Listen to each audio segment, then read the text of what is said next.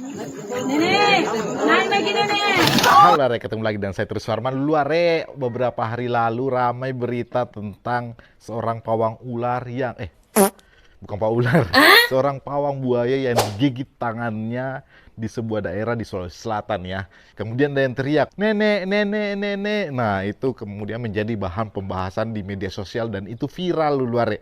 Banyak yang menganggap bahwa itu sesuatu yang konyol, seseorang menjadi keturunan buaya dan lainnya Re. Saya menganggap bahwa apa yang disampaikan orang itu tak lepas dari budaya di Sulawesi, di mana budaya di Sulawesi itu sering dikaitkan dengan hewan. Banyak cerita rakyat di Sulawesi Barat itu mengaitkan kelahiran seorang manusia dengan hewan. Misalnya Tomeng Jari Luyung misalnya, atau ada juga asal muasal ikan tuing-tuing misalnya. Nah, kalau cerita tentang Tomeng Jari Luyung itu tuh berkisah tentang seorang ibu yang menjadi ikan duyung dan diratapi oleh anaknya. Artinya apa yang disampaikan oleh orang yang mengaku keturunan atau neneknya seorang kakek itu atau seekor buaya itu tak lepas dari kearifan lokal di sebuah daerah khususnya di Sulawesi dan termasuk di Sulawesi Barat. Apakah itu salah? Ya mungkin kalau dilihat dari sisi agama atau sisi yang lain mungkin salah ya.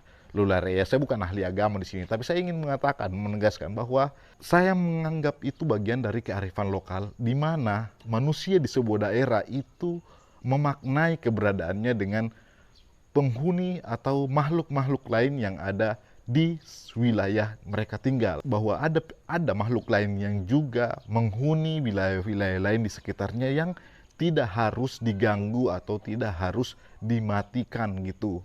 Dan menganggap mereka sebagai keluarga itu bagian dari menghormati alam tersebut. Ingat di Sulawesi sistem kekerabatannya itu sangat kuat ya Lulare ya, di mana walaupun kamu bukan seorang keluarga, ketika kamu sudah pernah makan di rumah seorang yang berasal dari Sulawesi, termasuk di Mandar, Sulawesi Barat, kamu sudah dianggap sebagai keluarga dan mereka siap berkorban untuk kamu. Itu saya pikir pesan dari cerita rakyat yang mengaitkan antara manusia dengan kelahiran hewan atau kelahiran manusia dengan hewan gitu Lulare.